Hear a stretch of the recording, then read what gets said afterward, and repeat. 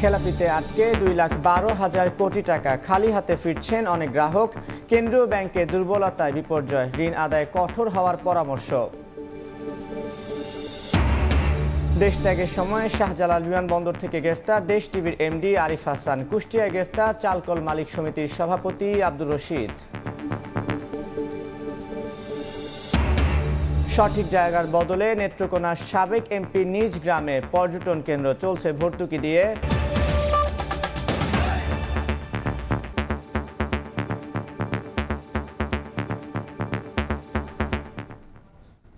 সকালের সময়ের সঙ্গে আছি আমি তানভীর হাসান। দেশে 9.25 লাখ খেলাপির কাছে আটকে আছে 2,12,000 কোটি টাকা। অথচ নিজের জমানো টাকা নিতে গিয়ে ব্যাংক থেকে খালি হাতে ফিরছেন অনেক গ্রাহক। কেন্দ্রীয় ব্যাংকের দুর্বলতার কারণে এমন বিপর্যয় বলে মনে করেন সংশ্লিষ্টরা। অর্থনীতিবিদরা বলছেন, ঋণ আদায়ে কঠোর না হলে কাটবে না সংকট। সাইফুল ইসলামের রিপোর্ট। জন্য এখন ঘুরতেছি, এখন আমার টাকাও দেয় না, আমি যাইতেও পারি না। ব্যাংকে গেলেই শোনা যায় নিজের রাখা টাকা তুলতে এসে বিপাকে পড়া হাজারো গ্রাহকের ভোগান্তির কথা। টাকার প্রয়োজন, টাকা দিতে বলছে দালালে, টাকা না দিলে ফ্লাইট দিবে না। আমাদের দরকার, কিন্তু আমরা টাকা ওইভাবে পাচ্ছি না। এমন অবস্থার কারণ হিসেবে এসআইবিএল এর ব্যবস্থাপনা পরিচালক বলছেন, গ্রাহকের আস্থার সংকট বর্তমানে নতুন করে ব্যাংককে ফেলেছে অর্থ সংকটে। ব্যাংক যে বিনিয়োগ করেছে ওখান থেকে সকল টাকা তো একদিনে তুলে আনতে পারবে না, কিন্তু আমাদের ডিপোজিটাররা ওনার টাকার মায়ার কারণে ওনার টাকা উনি চাইতে পারেন, কিন্তু উনি অ্যাডভান্স চাচ্ছেন। ব্যাংক খাতের এমন নাজুক পরিস্থিতির জন্য দায়ী খেলাপি ঋণ। চলতি বছরের মার্চ পর্যন্ত ব্যাংক ও নন ব্যাংক আর্থিক প্রতিষ্ঠানে এই ঋণের পরিমাণ বেড়ে হয়েছে 2,12,143 কোটি টাকা। 8,76,190 জন খেলাপি গ্রাহকের কাছে এই পরিমাণ ঋণের টাকা আটকে আছে। একই সময়ে আর্থিক খাতে ঋণ নেয়া গ্রাহকের সংখ্যা 77,35,470 জন এবং বিতরণ করা ঋণের স্থিতি ছিল 16,66,995 কোটি টাকা। ন্যাশনাল ব্যাংকের চেয়ারম্যানের দাবি, লুটপাট বন্ধে বাংলাদেশ ব্যাংকের দুর্বল অবস্থানের কারণেই এমন বিপর্যয়। সংকুচিত মুদ্রানীতি ফলো করে মানি সাপ্লাই বাড়াবো না, ওই এক রাস্তা যদি বসে থাকে IMF এর ফর্মুলা নিয়ে দেশকে আরো বিপদে ফেলাইব। তো একবার এই বাংলাদেশ ব্যাংকের সহায়তায় এই বাণিজ্যিক ব্যাংকে লুটপাট হয়েছে। এখন কেন্দ্রীয় ব্যাংক একই লোক আবার বাণিজ্যিক ব্যাংকগুলোকে গলা চিপিয়ে ধরতেছে।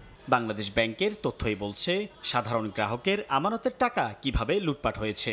তবে পরিবর্তিত পরিস্থিতিতে সময় এসেছে গ্রাহকদের মনে আস্থা ফেরানো, এমন পরামর্শ ব্যাংক মালিকদের সংগঠন বিএবির। ব্যবসা বের করতে প্রথম কাজই হচ্ছে আপনাকে ডিপোজিটরের যে আস্থা, ওইটাকে প্রতিষ্ঠিত করতে হবে। ওইটা যে পর্যন্ত না প্রতিষ্ঠিত হবে সে পর্যন্ত আপনি ব্যাংক ইমপ্রুভ করতে পারবে না। অর্থনীতিবিদরা বলছেন, ঋণ খেলাপি ধরতে কঠোর না হলে ভেস্তে যাবে সব উদ্যোগী। নন পারফর্মিং লোন সেটাকে কিভাবে কমানো যায় এবং ফিরিয়ে আনা যায় সেটি খুবই গুরুত্বপূর্ণ। আন্তঃব্যাংক থেকে সহায়তা পাওয়ায় দুর্বল ব্যাংকগুলোর প্রতি গ্রাহকের আস্থা ফিরতে শুরু করলেও অভিযোগ রয়েছে, চাহিদা অনুযায়ী টাকা দিতে পারছে না অনেক ব্যাংকই। এমন অবস্থার অবসান কবে ঘটবে সেই উত্তর জানে না গ্রাহকের অনেকেই। সাইফুল ইসলাম, সময় সংবাদ, ঢাকা। নেসকোর প্রিপেইড মিটার স্থাপনের দরপত্র ডেকে মাঝপথে নতুন শর্ত। এতে বাড়তি সুবিধা পেতে পারেন আগের সরবরাহকারী প্রতিষ্ঠান, যদিও তা মানতে নারাজ কর্তৃপক্ষ। এদিকে আগে স্থাপন করা মিটার নিয়ে অভিযোগ আছে গ্রাহকের। বিশেষজ্ঞরা মনে করছেন, বিরোধ নিষ্পত্তির প্রাতিষ্ঠানিক কাঠামো থাকা প্রয়োজন। সাইফুর রহমান রকিকে সঙ্গে নিয়ে ফারুক ভূঁইয়া রবিনের রিপোর্ট। উত্তরের জনপদে শহর এলাকায় বিদ্যুৎ সরবরাহকারী প্রতিষ্ঠান northern electricity supply company NESCO. Rajshahi ও রংপুর বিভাগের 16 জেলায় কোম্পানিটির গ্রাহক 20 লাখের বেশি। এর মধ্যে 5 লাখই এসেছে স্মার্ট প্রিপেড মিটারের আওতায়। তবে এসব মিটার নিয়ে নানা অসন্তোষ রয়েছে গ্রাহকদের। প্রত্যেক মাসে বিল বেশি আসে, আর তারপর আবার মিটার যেগুলো আছে এগুলো তো মিটার চেঞ্জ করে ডিজিটাল করেছে, এই ডিজিটালে আরো বেশি আমরা সমস্যায় পড়েছি। কোনো ঠিক ঠিকানা নাই, কখন কিভাবে বিল করতেছে আমরা নিজেও জানি না। অনেক মিটার সমস্যার কারণে অতিরিক্ত বিল আসে, এটা গ্রাহকরা ক্ষতিগ্রস্ত হচ্ছে। এটা অনেক সময় আমরা অভিযোগ দিয়েও এটা সমাধান হয় না। এমন অবস্থায় আরও 8 লাখ গ্রাহককে স্মার্ট প্রিপেড মিটারের আওতায় আনতে চায় নেসকো। যদিও নেসকোর দাবি, বিশেষ কোনো প্রতিষ্ঠানকে সুবিধা দেওয়ার ধারণা অমূলক। এক্সিস্টিং যে ভেন্ডিং সফটওয়্যার আছে সেটার সাথে আমরা ইন্টিগ্রেশনের একটা পয়েন্ট রেখেছি, সেক্ষেত্রে ওনারা অনেকেই বলেছে যে যে কোম্পানির ভেন্ডিং সফটওয়্যারটা আছে তারা হয়তো এখানে বেনিফিটেড হবে। তো আমরা বলেছি যে ভেন্ডিং যেহেতু আমরা কিনতেছি না এই প্রজেক্টে, সেহেতু তো ভেন্ডিং তো করতে হবে। এজন্য যাদের যে সকল বিডাররা আমাদের এই টেন্ডারে বিড করবে, আমাদের ভেন্ডিং সফটওয়্যারের সাথে ইন্টিগ্রেট করার জন্য তাদের যে ধরনের ডকুমেন্ট দরকার, এপিআই কোড দরকার, সবগুলো আমরা তাদেরকে সাপ্লাই দিতে প্রস্তুত আছি এবং আমরা দিচ্ছি এবং অনেকে দিয়েও দিয়েছি। যদি কোনো প্রতিষ্ঠান বলে থাকে যে ইন্টিগ্রেশনের কারণে আমরা বাদ দিতে চাচ্ছি বা কোনো প্রতিষ্ঠান লাভবান হচ্ছে, কথাটা আসলে ঠিক নয়। শেখ হাসিনা সরকারের সময়কালে প্রিপেড মিটার আর বিদ্যুৎ খাতের দরপত্র নিয়ে প্রশ্ন উঠেছে অহরহ। একজন বিশেষজ্ঞ বলছেন, এসব ক্ষেত্রে আদর্শ একটি নীতিমালা থাকা প্রয়োজন। এই সমস্ত দ্বারা প্রবিধান দ্বারা যদি নির্ধারিত করে দেওয়া হয়, এটাগুলো সব বিআরসির করার কথা। যে কোনো কোম্পানি তার ইচ্ছা মাফিক কোনো স্পেসিফিকেশন বা কোনো শর্ত পরিবর্তন করতে পারবে না। একটা মডেল প্রবিধানমালা থাকবে বা প্রবিধান দ্বারা নির্ধারিত পদ্ধতি, মডেল পদ্ধতি থাকবে, যে পদ্ধতিতে টেন্ডার সবাই সেই পদ্ধতি অনুসারে টেন্ডার করবে। তাহলে তো এই জিনিসগুলো আর হতে পারে না। এসব ক্ষমতা কেন লাইসেন্সির হাতে থাকবে? এসব ক্ষমতা সব রেগুলেটরি কমিশন নিয়ন্ত্রণ করবে। বিভিন্ন অভিযোগ নিষ্পত্তিতে বিইআরসি নিজেও উদ্যোগী হয়ে আইনি ব্যবস্থা নিতে পারে বলে মত এই ভুক্ত অধিকার সংগঠকের। যে আইনের আওতায় ফৌজদারি মামলা করার যে ক্ষমতা দেওয়া হয়েছে বিআরসিকে, এইসব অভিযোগ আমলে নিয়ে বিআরসি কেন মামলা করছে না কেন? ফারুক ভূঁইয়া, রবিন, সময় সংবাদ, ঢাকা। বৈষম্য বিরোধী ছাত্র আন্দোলনের সময় হত্যা চেষ্টা মামলায় এবার গ্রেফতার হলেন বেসরকারি টেলিভিশন দেশ টিভির ব্যবস্থাপনা পরিচালক আরিফ হাসান। দেশ ত্যাগের সময় রাতে হযরত শাহজালাল আন্তর্জাতিক বিমানবন্দর থেকে গ্রেফতার করেছে ঢাকা মহানগর গোয়েন্দা পুলিশ। বিষয়টি নিশ্চিত করেছেন ডিএমপির মিডিয়া অ্যান্ড পাবলিক রিলেশনসের উপকমিশনার তালেবুর রহমান। তিনি জানান, ছাত্র জনতা আন্দোলন চলাকালে 19 জুলাই বিমানবন্দর থানায় হত্যা চেষ্টা মামলার আসামি তিনি। গোপন সংবাদের ভিত্তিতে দেশ ত্যাগের সময় বিমানবন্দর থেকে আরিফ হাসানকে গ্রেফতার করা হয়। মিন্টু রোডের ডিবি কার্যালয়ে তার জিজ্ঞাসাবাদ চলছে। দেশ টিভির এমডি আরিফ হাসান বেসরকারি টেলিভিশন মালিকদের সংগঠন অ্যাডকোর সাধারণ সম্পাদক।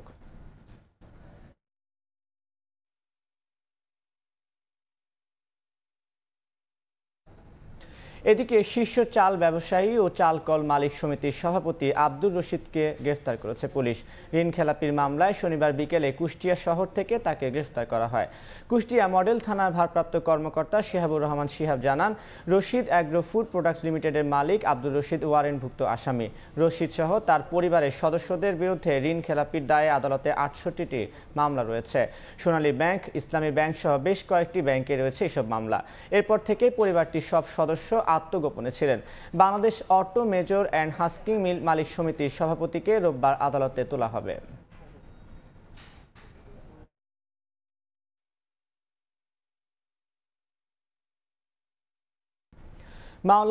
মাওলানা ভাসানীর 48তম মৃত্যুবার্ষিকী আজ। ভক্তদের জিকির সহ নানা আয়োজনে পালিত হচ্ছে দিবসটি।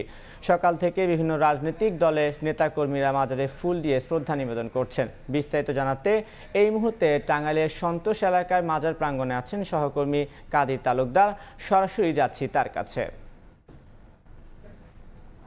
টাঙ্গাইলে মাওলানা ভাসানীর 48তম জন্মবার্ষিকী মৃত্যুবার্ষিকী উপলক্ষে নানা আয়োজনে চলছে। বিভিন্ন জন বিভিন্ন জায়গায় এসেছেন, তারা শ্রদ্ধা নিবেদন সকাল থেকেই ইসলামী বিশ্ববিদ্যালয় হাই স্কুল এর পক্ষ থেকে শ্রদ্ধা নিবেদনের জন্য আসছেন শিক্ষার্থীরা এবং শিক্ষক শিক্ষার্থীবৃন্দ। আপনাদেরকে সবাই অনুরোধ করছি একটু অপেক্ষা করার জন্য। বাজারের ভিতরে অবস্থান করছেন সাতটাই বদলতলা থেকে পরিবেশে যে শুরু হয়েছে যে মাওলানা ভাসানীর যে মৃত্যুবার্ষিকী এবং বিভিন্ন ভাবে বিভিন্ন জন তারা শ্রদ্ধা নিবেদন করেই তারা চলে যাচ্ছেন। এবং আমরা জেনেছি যে প্রতি বছরের মতো এবারও যে বিএনপি রয়েছেন, বিএনপির বিভিন্ন নেতাকর্মী, উচ্চ পদস্থ নেতাকর্মীরা কিন্তু আসার কথা রয়েছে। আমরা এখন পর্যন্ত তবে এখনো এসে পৌঁছায়নি। হয়তো বেলা যত বাড়বে ততই রাজনৈতিক ব্যক্তিবর্গ এবং সামাজিক যে সংগঠনগুলো রয়েছে সেই সংগঠনের ব্যক্তিবর্গরা তারা আসবেন এবং ফুল দিয়ে শ্রদ্ধা নিবেদন করেই তারা চলে যাচ্ছেন। আপনাকে আরেকটি কথা জানিয়ে রাখি যে এই যে মৃত্যুবার্ষিকী, সেই মৃত্যুবার্ষিকীকে কেন্দ্র করে কিন্তু এখানে একটি মেলা বসেছে। মেলা গত 7 দিন যাবৎ মেলা বসেছে। এখানে মেলাকে কেন্দ্র করে যারা ভক্ত আশেকার মুরিদান রয়েছেন তারা গত 7 দিন যাবত এখানে অবস্থান করছেন এবং এখানকার স্থানীয় যারা রয়েছেন তারাও কিন্তু এই মেলাকে কেন্দ্র করে তারা বিভিন্ন উৎসবে মেতে উঠেছেন। প্রতি বছরের মতো এবারও এর ব্যতিক্রম ঘটেনি। প্রতিবারই এই যে মেলা, সেই মেলা কে কেন্দ্র করে এখানে হাজার হাজার মানুষের সমাগম ঘটে। স্কুল কলেজের শিক্ষার্থী সহ বিভিন্ন প্রতিষ্ঠানের লোকজন কিন্তু তারা এসে করে থাকেন এবং আমরা আজকেও দেখেছি যে আজকেও এর ব্যতিক্রম ঘটেনি। আজকেও এই যে শিক্ষা প্রতিষ্ঠানের শিক্ষার্থীরা এখানে এসেছেন এবং সকালবেলায় কিন্তু মৌলানা ভাসানী বিজ্ঞান ও প্রযুক্তি বিশ্ববিদ্যালয়ের ভাইস চ্যান্সেলর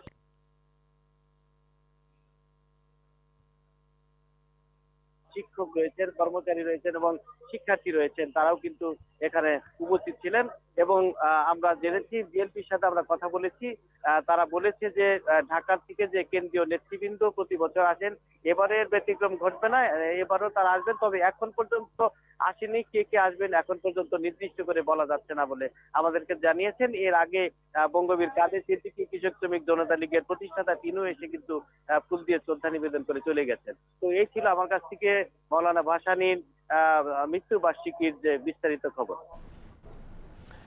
এতক্ষণ সরাসরি যুক্ত ছিলাম টাঙ্গাইলে। যুক্ত জায়গার বদলে নেত্রকোনার সাবেক এমপির নিজ গ্রামে হয়েছে পর্যটন কেন্দ্র, কিন্তু যাতায়াত ব্যবস্থা ভালো না হওয়ায় আগ্রহ নেই ভ্রমণ পিপাসুদের।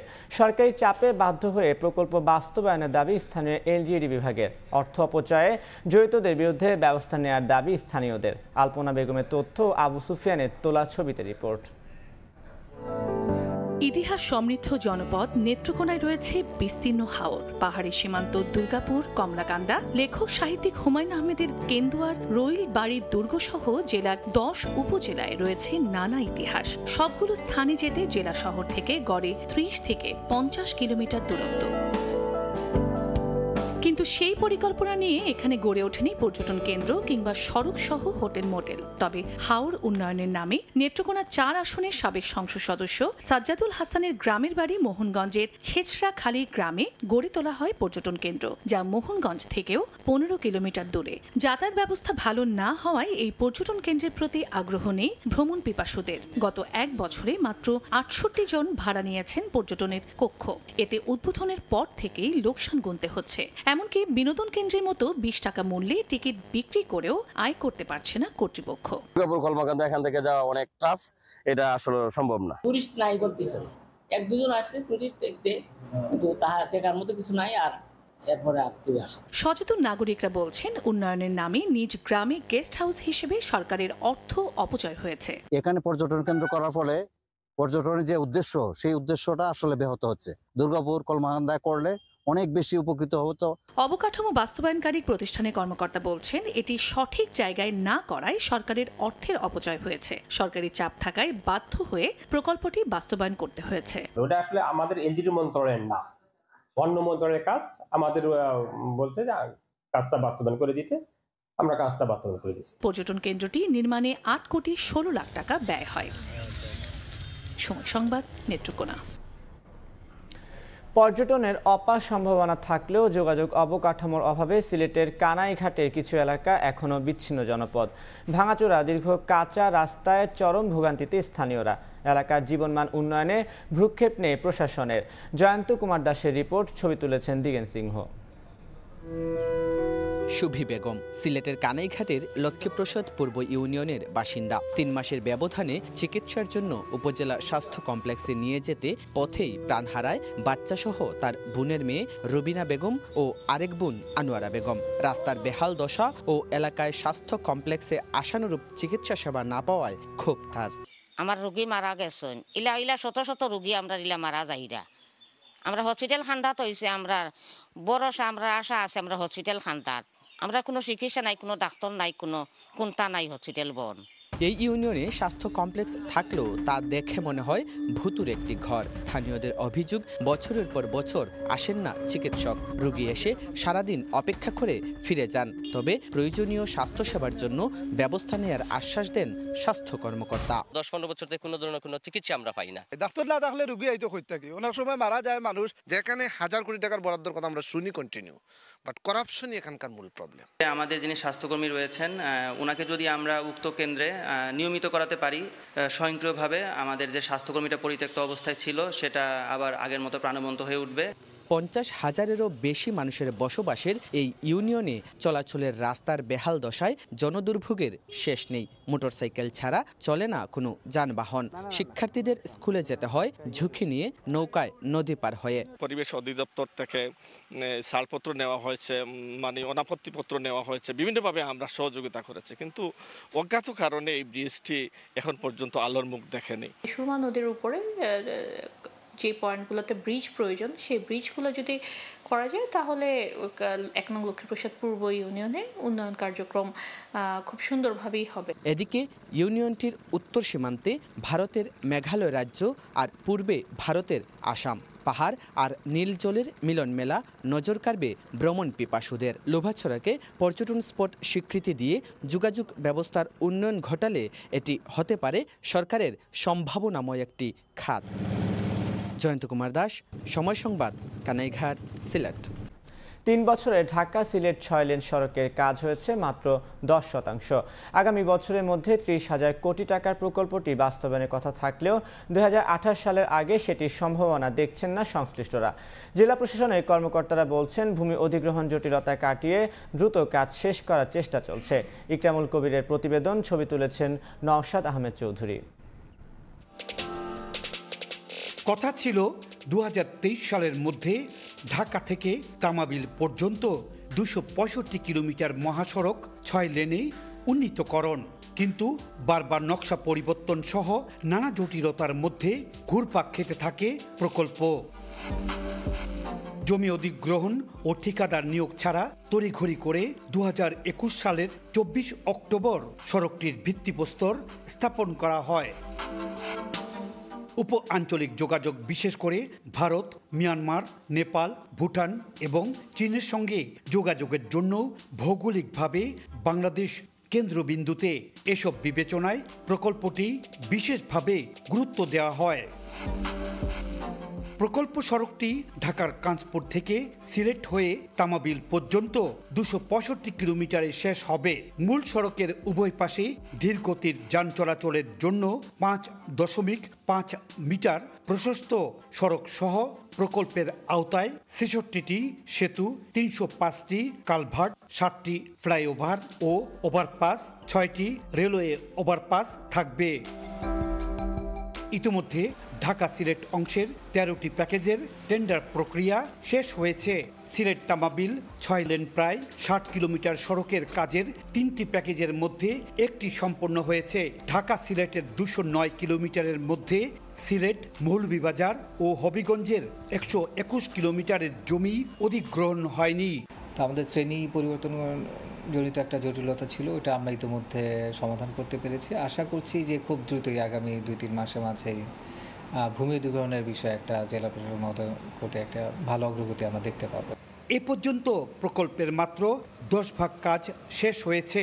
তা আমরা এগুলোর যে অগ্রগতি আছে সেগুলো আমরা ডিউ সময়ের মধ্যেই আছে, সময়ের অতিক্রান্ত হয়ে যায় নাই এবং আমরা আশা করতেছি নির্দিষ্ট সময়ের মধ্যে অধিগ্রহণ সম্পন্ন হবে।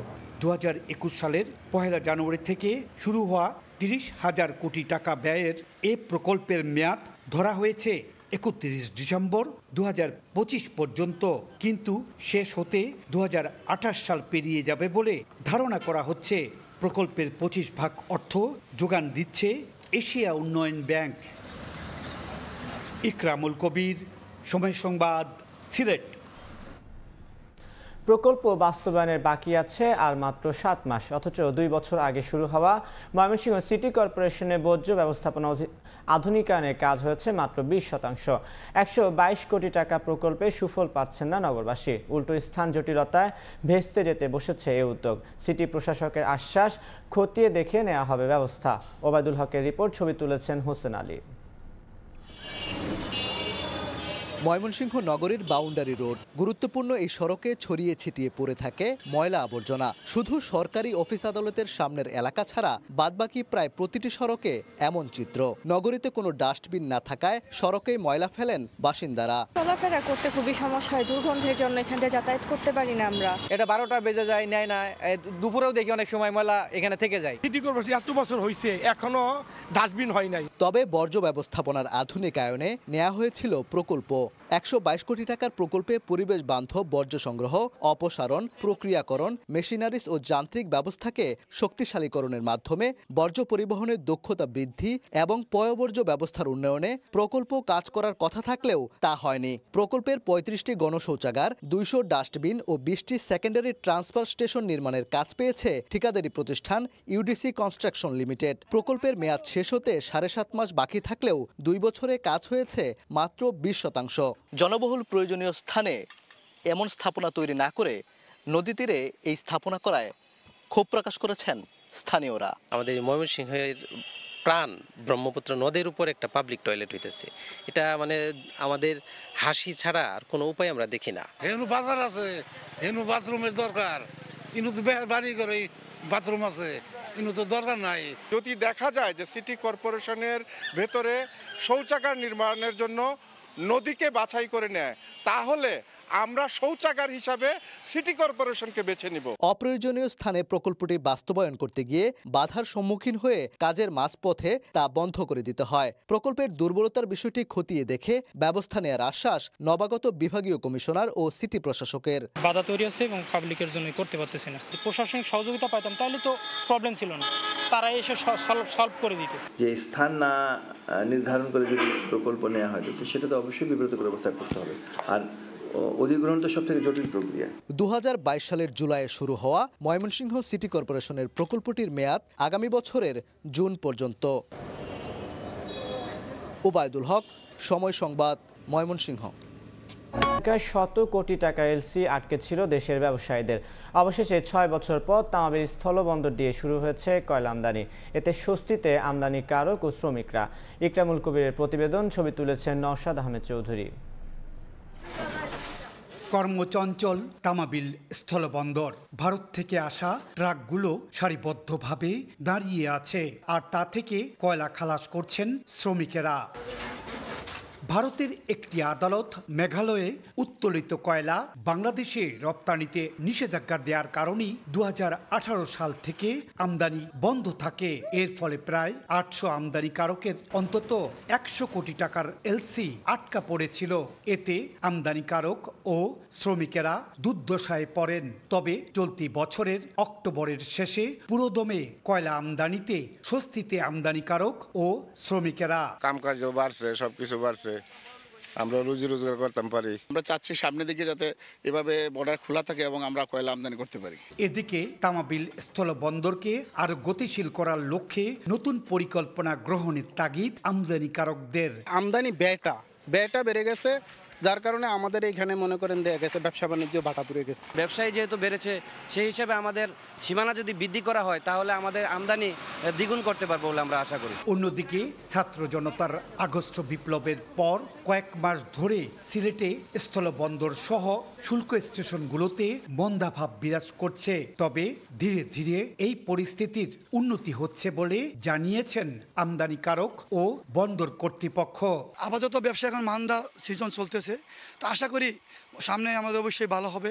আগে যা ট্রাক আসতো তার চেয়ে একটু কম আসে, তবে এটা ধীরে ধীরে আবার ঠিক হয়ে যাবে। আমাদের ব্যবসায়িকরাও আবার সেট আপ হবে, সবকিছুই ঠিক হয়ে যাবে 1-2 মাসের মধ্যে। আগে তামাবিল স্থলবন্দরে প্রতিদিন অন্তত 2 থেকে 3 কোটি টাকা রাজস্ব আদায় হতো।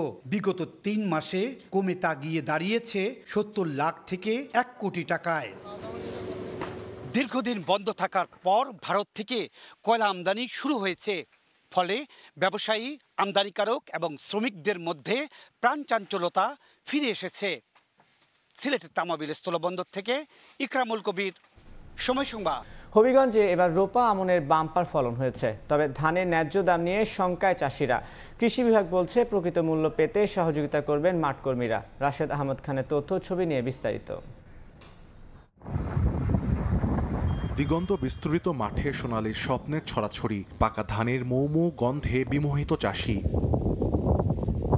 হবিগঞ্জে এবার রোপা আমন ধানের বাম্পার ফলন হয়েছে। এরই মধ্যে ধান কাটা শেষ হয়েছে অর্ধেকেরও বেশি। ধার দেনা করে চাষ করা ফসলের আশানুরূপ ফলন দেখে স্বস্তিতে কৃষক কৃষানি। তবে উৎপাদন খরচ বৃদ্ধি পাওয়ায় ন্যায্য মূল্য না পেলে ক্ষতির শঙ্কায় তারা। এবার সরকার প্রতিমন ধানের দর নির্ধারণ করেছে ১,৩২০ টাকা। তবে খোলা বাজারে প্রতিমন ধান বিক্রি হচ্ছে ১,০৫০ টাকা পর্যন্ত। খোলা বাজারের চেয়ে সরকার নির্ধারিত দাম বেশি হওয়ায় খাদ্য গুদামে ধান সরবরাহে আগ্রহী কৃষক। তবে সিন্ডিকেটের কারণে খাদ্য গুদামে ধান বিক্রি করতে পারছেন না বলে অভিযোগ তাদের। তাই দেনা পরিশোধ ও পরিবারের ব্যয় মেটাতে বাধ্য হয়ে কম দামে ধান বিক্রি করছেন চাষিরা। ফলন ভালো হয়েছে, আমরা দ্রুত চেষ্টা করতেছি বান বন্যা পাওয়ার আগে জমিন কাটটা তুলে লাইতে পারি। বীজের দাম বেশি, সারের দাম বেশি এবং খামলার দাম বেশি।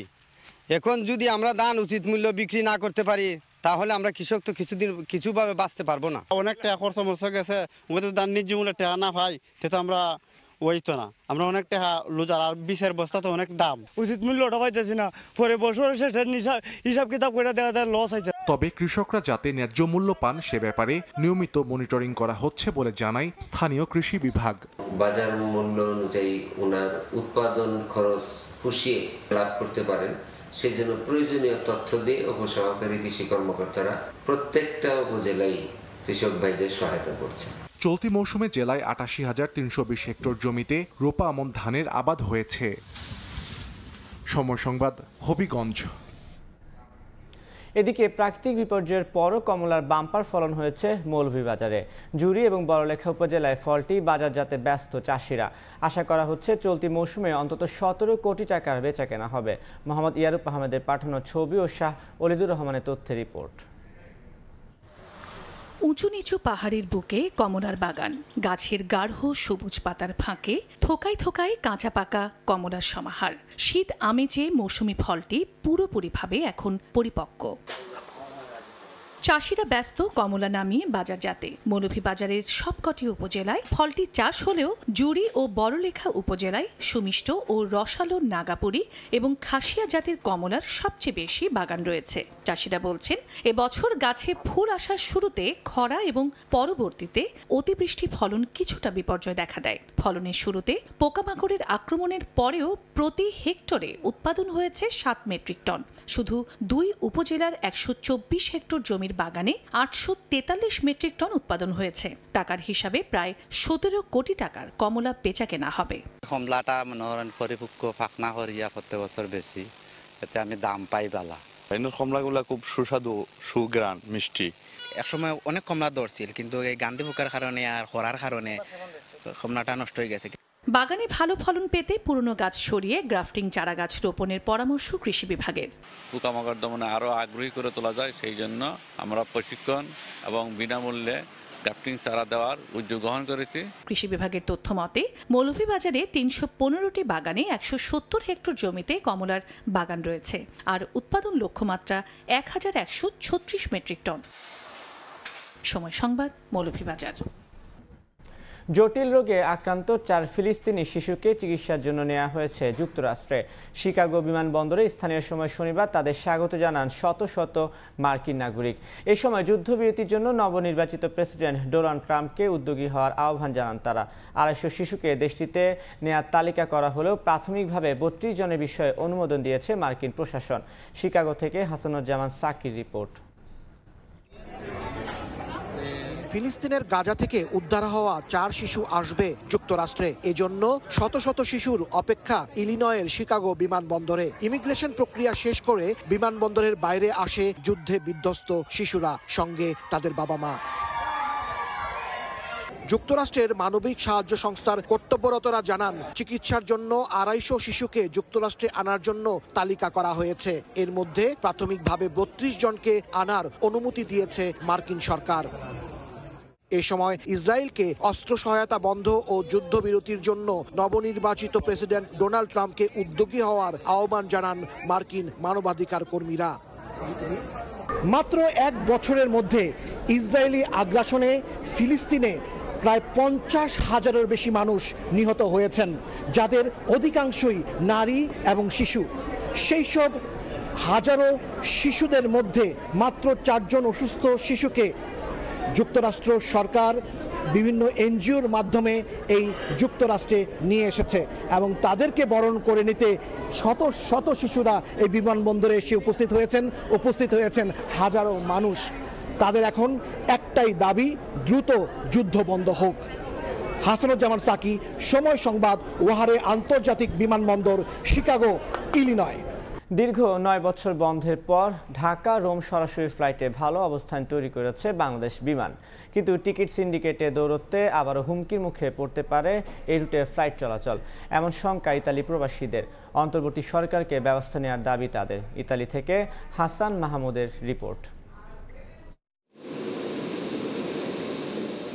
আর্থিক ক্ষতির মুখে 2015 সালে বন্ধ হয়ে যায় রোম ঢাকা রোম রুটে বাংলাদেশ বিমানের ফ্লাইট। টিকিট সিন্ডিকেটের কারণে আর্থিক ক্ষতির মূল কারণ বলে মনে করা হয়। তবে দীর্ঘ 9 বছর পর ইতালি প্রবাসীদের দাবির মুখেই চলতি বছরের মার্চ থেকে আবারও এই রুটে সরাসরি ফ্লাইট চালু করে বিমান কর্তৃপক্ষ। গেল 7 মাসে 86টি ফ্লাইটে 17,000-এরও বেশি যাত্রী বহন করে বাংলাদেশ বিমান। তবে প্রবাসীদের অভিযোগ, এখনও থেমে নেই টিকিট সিন্ডিকেট। এতে আবারও কার্যক্রম বন্ধের আশঙ্কা করছেন প্রবাসীরা। জড়িতদের বিষয়ে অভিযোগ পেলে ব্যবস্থা নেওয়ার আশ্বাস ইতালিতে নিযুক্ত বাংলাদেশের রাষ্ট্রদূতের। বিগত বারও এই সিন্ডিকেটের কারণে বিমান বন্ধ হয়ে গেছিল, তবে আমরা সেই আতঙ্কে এবারও আছি যাতে কোনো টিকেটের সিন্ডিকেট আরম্ভ না হয় এই ইতালির মাটিতে। জনক সেক্টর হিসাবে আমি জানি, তবে আমি আবারও এখানে আমি বলতে চাই, যদি কোনো নির্দিষ্ট অভিযোগ থাকে আমরা বিমান কর্তৃপক্ষ এবং যথাযথ কর্তৃপক্ষের সাথে এটা টেক আপ করব। এদিকে বাংলাদেশ বিমানের জিএসএ ডিজিটালের কর্মকর্তা বলছেন, কম খরচে রোমের আশপাশ শহর থেকে যাত্রী এনে ঢাকায় পাঠানোর ব্যবস্থা করছেন তারা। এ নিয়ে যাত্রীরা বিমানের প্রশংসাও করছেন। Supplemento per avvicinarsi a Roma è di circa 120-150, dipende dalle casse del servizio, andata e ritorno per arrivare su Roma e poi volare su Dhaka. আসা যাওয়া করলাম, আমাদের কোনো সমস্যা হয় না এবং খাবারের বিভিন্ন আপ্যায়ন সবগুলো মান ভালো ছিল। রোম ঢাকা রোম রুটে ইকোনমি ক্লাসে ভাড়া 660 ইউরো, কিন্তু বিজনেস ক্লাসে 1500 ইউরো ভাড়া রাখায় যাত্রী পাওয়া যাচ্ছে না। ইতালির অন্যান্য শহর থেকে একই টিকিটে বাংলাদেশিরা কানেক্টিং ফ্লাইটে ঢাকায় যাওয়া আসার সুযোগ পাচ্ছে। ইতালির রোম থেকে হাসান মাহমুদ, সময় সংবাদ। রওজা শরীফ জিয়ারতের নতুন নির্দেশনা দিয়েছে সৌদি সরকার। সৌদি হজ ও ওমরা মন্ত্রণালয় জানিয়েছে, এখন থেকে বছরে একবার করা যাবে রওজা শরীফ জিয়ারত, নিতে হবে আগাম অনুমতি। বিশ্বজুড়ে কোটি কোটি মুসলমানের হৃদয়ের কেন্দ্রবিন্দু মদিনার রওজা মোবারক জিয়ারতের জন্য নতুন নিয়ম চালু করেছে সৌদি আরব। মুসলিমদের জন্য রওজা শরীফ জিয়ারত একটি পবিত্র আকাঙ্ক্ষা। রওজা শরীফে ভিড় নিয়ন্ত্রণ ও অনিয়ম কমাতে এবার নতুন নিয়ম চালু করলো সৌদি হজ ও ওমরা মন্ত্রণালয়। নির্দেশনা অনুযায়ী বছরে একবারের বেশি রওজা শরীফ জিয়ারত করা যাবে না। অনুমতি ছাড়া ঢোকা যাবে না রওজা শরীফে। জিয়ারতের সময়ও 1 ঘন্টার সীমিত সময় রাখা হবে। আরো বেশি সংখ্যক মুসল্লিকে রওজা শরীফ জিয়ারতের সুযোগ দিতেই এমন পরিকল্পনা। সৌদি সরকারের তথ্য অনুযায়ী 2024 সালে প্রায় 1 কোটি মুসলিম রওজা শরীফ জিয়ারত করেছেন, যা গত বছরের তুলনায় 26% বেশি। আরিফুর রহমান, সময় সংবাদ, সৌদি আরব। সকালের সময় শীর্ষ সংবাদগুলো জানিয়ে দিচ্ছি আরেকবার। খেলাপিতে আটকে 2,12,000 কোটি টাকা, জমানো অর্থ তুলতে পারছেন না অনেক গ্রাহক। কেন্দ্রীয় ব্যাংকের দুর্বলতায় বিপর্যয়, ঋণ আদায়ে কঠোর হওয়ার পরামর্শ। দেশ ত্যাগের সময় শাহজালাল বিমানবন্দর থেকে গ্রেফতার দেশ টিভির এমডি আরিফ হাসান। কুষ্টিয়ায় গ্রেফতার চালকল মালিক সমিতির সভাপতি আব্দুর রশিদ।